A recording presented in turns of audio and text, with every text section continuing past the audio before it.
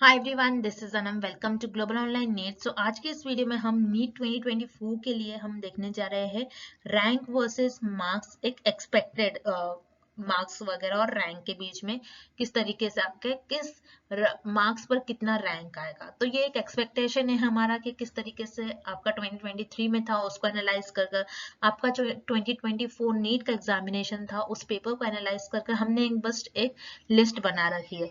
यही actual list है, ऐसा हम नहीं कह रहे हैं, ये एक एक्सपेक्टेशन है, ये एक हमारा गेस है। हो सकता है जब तक आपके एनटीए की ऑफिशियल वेबसाइट ना आए तब तक आपको कोई भी एक परफेक्ट आपका नहीं होगा। बस ऐसा एक हमने एक्सपेक्टेशन आपके लिए एक आइडिया लेकर आया है, ठीक है। तो जब तक एनटीए की वेबसाइट पर कुछ ऑफिशियली नहीं होता है वो आपका एक ऑफिशियल नहीं होगा, ठीक है। तो ये आपको मानकर चलना है। और उसी के साथ साथ जैसे कि यहाँ पर हमने आपको एक आइडिया दे रखा है कि कितने मार्क्स पर क्या रैंक आपकी आएगी, और साथ ही साथ आपका कट ऑफ वगैरह दे रखा है, कितने परसेंटाइल आपके होने चाहिए और कितना रैंक कितने मार्क्स के लिए कितना कट ऑफ है, और कुछ इम्पोर्टेंट आपको जो टॉप रेटेड इंडिया के जो एमबीबीएस कॉलेजेस है, गवर्नमेंट कॉलेजेस, उसका हमने एक आइडिया दे रखा है। तो एंड तक इस वीडियो को जरूर देखिए, और अगर आप हमारे चैनल पर न्यू है तो please do subscribe our channel Global Online NEET. और let's begin with the today's video. तो जैसे कि यहाँ पर हम देखेंगे नीट मार्क्स वर्सेस रैंक, ठीक है। कितने मार्क्स पर कितनी रैंक आप एक्सपेक्ट कर सकते हो इस ईयर के लिए। तो ये देखने से पहले सबसे इम्पोर्टेंट जो पॉइंट है वो मैं आपके साथ डिस्कस कर लूँ, तो आपको इजीली पता लग जाएगा कि इस मार्क्स और रैंक्स को हमने किस तरीके से एक्सपेक्ट कर रखा है, जो आपको डेटा यहाँ पर दिया गया है, ठीक है। तो सबसे पहले important point, first point here is कि आप सभी को पता होना चाहिए जैसे कि नीट 2023 में जो अपियरिंग स्टूडेंट्स है, जितने स्टूडेंट अपियर्ड हुए हैं उनका जो डेटा है दैट इज 20.38 लाख के आसपास स्टूडेंट्स ने अपियर हुए हैं 2023 नीट के लिए, ठीक है। उसी तरीके से अगर हम सेकेंड पॉइंट ये इस 2024 की बात करें, नीट 2024 सेशन की हम बात करें, तो अराउंड 25 लाख स्टूडेंट्स अपियर हुए हैं इस साल, ठीक है। तो इस डेटा से जैसे कि आपको आइडिया लग गया होगा कि इस डेटा से जो 2023 से अगर हम कंपेयर करें तो 2024 में काफी ज्यादा स्टूडेंट्स बढ़ गए हैं, ठीक है। 5 लाख स्टूडेंट्स ज्यादा थे इस ईयर। तो आप जैसे कि गैस कर सकते हो, अकॉर्डिंग टू दिस डेटा हम ये एक्सपेक्ट कर रहे हैं यहाँ पर कि ऑब्वियसली नीट 2024 का जो रैंक है वो काफी हाई जाने वाला है आपका, ठीक है। कट ऑफ भी काफी हाई जाएगा, ये तो है एज कम्पेयर टू 2023, ठीक है। तो रैंक और मार्क्स की तो हमने यहाँ पर बात कर ली। सेकेंड थिंग, अगर हम पेपर को एनालाइज करें, आपका जो नीट का आपका जो पेपर था, ठीक है, इस ईयर का अगर हम उसको एनालाइज करें तो हम ये कह सकते हैं कि एज कम्पेयर टू 2023-2024 का पेपर थोड़ा इजी था, ठीक है। क्योंकि 2024 में जो आपको पेपर दिया गया था उसका जो लेवल था that is moderate to easy level था आपका पेपर, ठीक है। तो ना ही बहुत ज्यादा टफ क्वेश्चंस पूछे गए थे, कुछ कुछ लेंथी क्वेश्चंस थे और कुछ कुछ फिजिक्स टफ क्वेश्चंस थे, कुछ कुछ आउट ऑफ सिलेबस भी थे कुछ कुछ पार्ट, ठीक है। लेकिन जो जितने क्वेश्चंस आपको दिया गया था वो काफी सारे क्वेश्चंस जो थे आपके डायरेक्टली एनसीईआरटी से पूछा गया था, और एनसीईआरटी में ही आपको लाइन बाय लाइन वही आपको लाइन उठा करके दे दी थी एग्जामिनर ने, ठीक है। और एनसीईआरटी के ही सॉल्व्ड एग्जाम्पल्स वगैरह आपको दे दिए थे। तो एज इट इज लाइन वगैरह सारा एनसीईआरटी से आपको आया था, पूरा पेपर अगर हम एनालाइज करें तो हर एक चीज लाइन बाय लाइन आपको एनसीईआरटी से पूछा गया था, ठीक है। तो उस हिसाब से देखा जाए तो 2024 का पेपर इजी भी था, and number of appeared students जो थे वो भी ज्यादा थे। तो एज कम्पेयर टू 2023 ऑब्वियसली 2024 का जो आपका आप रैंक है, मार्क्स है, कट ऑफ है आप एक्सपेक्ट कर सकते हो, ठीक है, एज कम्पेयर टू 2023। तो यही अगर हम इसी पॉइंट को एनालाइज करें और 2023 का अगर हम मार्क्स वर्सेस रैंक हम देखें तो उस डेटा को एनालाइज कर कर हमने आपके लिए ये 2024 के लिए ये लिस्ट लेकर आई है, ठीक है। अब आपको बहुत ज्यादा टेंशन नहीं लेना है, क्योंकि बहुत सारे स्टूडेंट्स, पेरेंट्स वगैरह काफी ज्यादा स्ट्रेस में थे कि इतना ज्यादा होगा, इतना क्योंकि कुछ कुछ स्टूडेंट्स कह रहे हैं कि हमारे 720 आउट ऑफ 720 मार्क्स है। तो ठीक है, जो मार्क्स है और जो रैंक वगैरह एक्सपेक्टेड रैंक हम देख रहे हैं या फिर जो भी आएगा आगे चलकर आपका मार्क्स और रैंक के अकॉर्डिंग, तो वो एनटीए की जब तक ऑफिशियल वेबसाइट नहीं आती है तब तक हम कुछ कह नहीं सकते। ठीक है, बाकी जो सब जो है सब अपना अपना गैस लगा रहे हैं, तो उसमें आपको कोई टेंशन लेने की जरूरत नहीं है, क्योंकि हमने प्रीवियसली भी काफी सारे वीडियो देखा, तो मैंने आपको आपके साथ डिस्कस करा था, अगर आपके 150 से लेकर भी 300 के बीच में भी अगर आपको रैंक है, तो अगर आप दे सकते हो उतनी फीस, तो प्राइवेट कॉलेजेस एमबीबीएस कॉलेजेस में आपको इजीली सीट मिल जाती है, उसमें कोई टेंशन लेने वाली बात नहीं है। और अगर नहीं तो आप फिर रीअपियर भी हो सकते हो नीट में।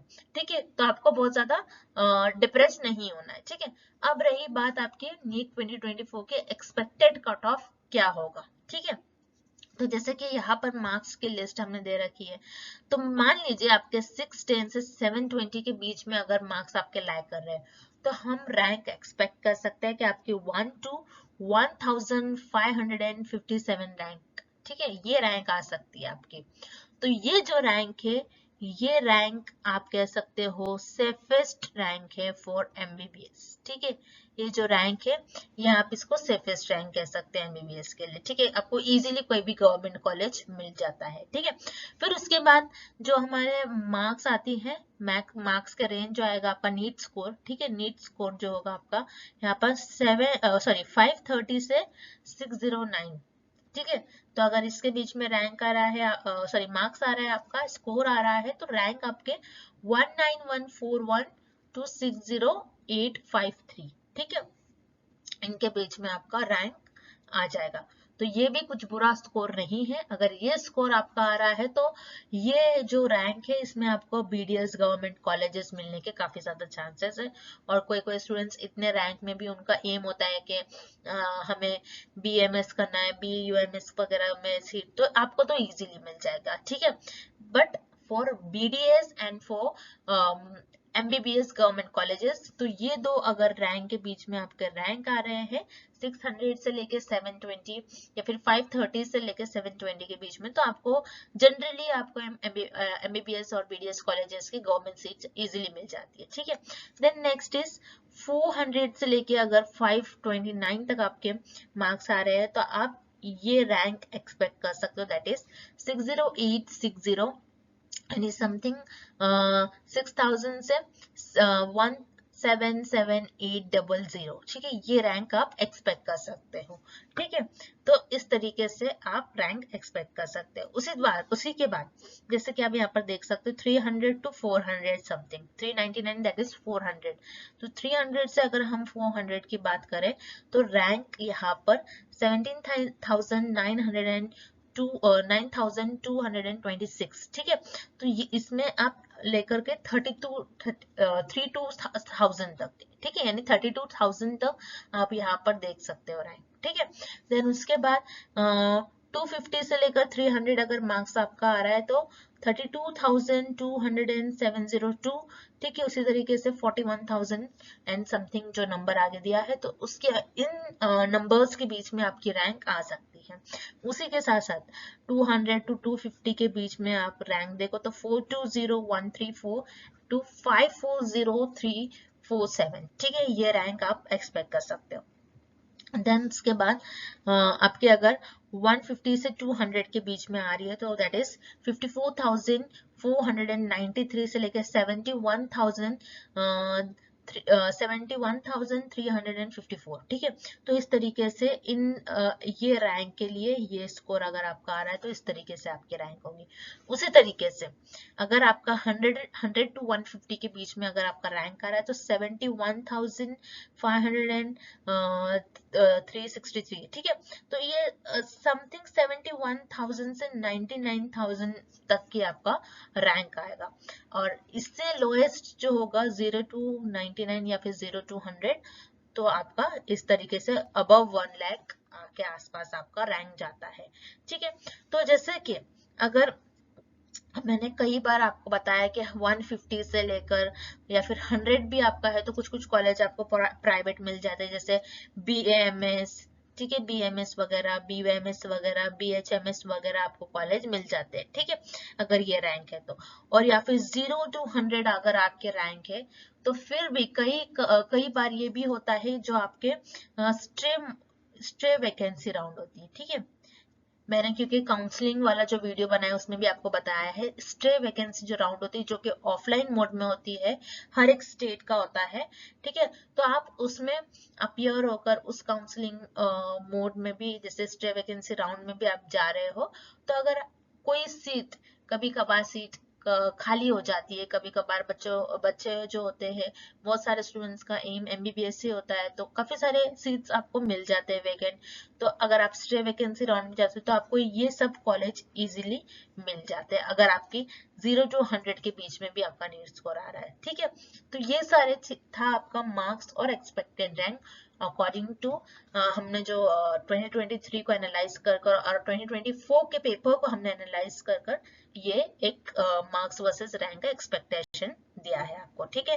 नेक्स्ट, तो अब हम देखेंगे कि नीट 2024 का कट ऑफ किस तरीके से, क्योंकि कई कॉलेजेस में अगर आप एडमिशन लेते हो तो उनके एलिजिबिलिटी, उनके रिक्वायरमेंट ही होता है कि एटलीस्ट नीट क्वालिफाइड हो, ठीक है, नीट क्वालिफाइड हो आप एटलीस्ट।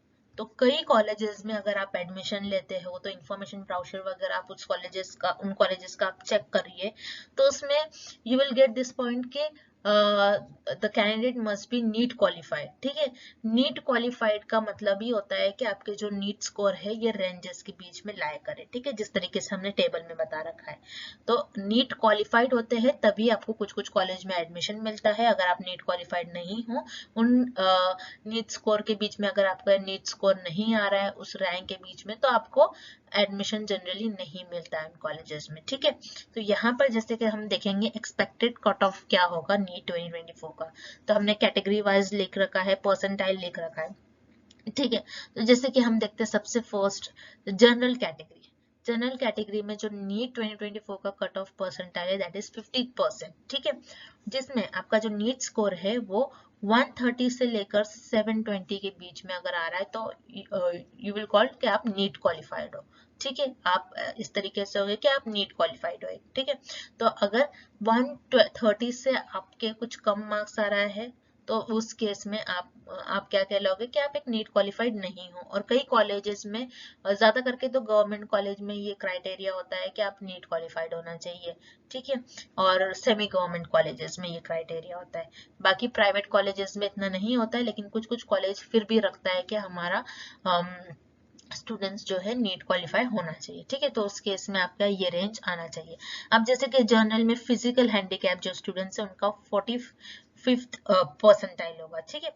और यहाँ पर जो उनकी रैंक है 119 से लेकर 129 के बीच में अगर उनका नीट स्कोर है तो वो नीट क्वालिफाइड कहलाएंगे।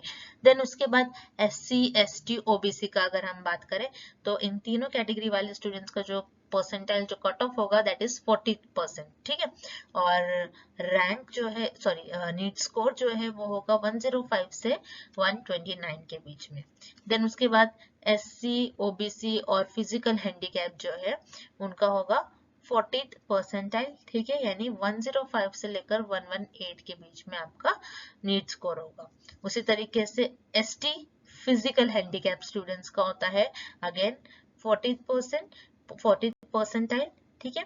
और इनका जो होगा सेम होगा 105 से लेकर 118 के बीच में आपका नीट स्कोर है, तो यू विल कॉल कि आप एक नेट क्वालिफाइड स्टूडेंट हो, ठीक है। तो ये था हमारा एक एक्सपेक्टेड कट ऑफ नीट 2024 के लिए, ठीक है। नेक्स्ट, तो यहाँ पर मैंने कुछ top rated MBBS government colleges की आपको लिस्ट दी है कि कौन से कॉलेज में आप किस रैंक पर कौन सा कॉलेज एक्सपेक्ट कर सकते हो, ठीक है।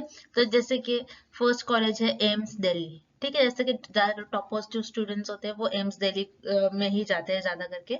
तो जो जनरल के लिए है दैट इज 57 रैंक है, जनरल EWS के लिए 223 रैंक है, OBC NCL के लिए 225 एंड SC के लिए 989। उसी तरीके से सेट GS मेडिकल कॉलेज जो कि बॉम्बे का है दैट इज जनरल के लिए 656 है, जनरल EWS के लिए 2856 है, जनरल OBC NCL के लिए 2879 एंड एससी के लिए 14,361। ठीक है, उसी तरीके से बीजे मेडिकल कॉलेज पुणे, ठीक है, उसका जर्नल का यहाँ पर रैंक जो है कट ऑफ है 1892, then general EWS 4743, OBC NCL 4548 and ST के लिए 30836।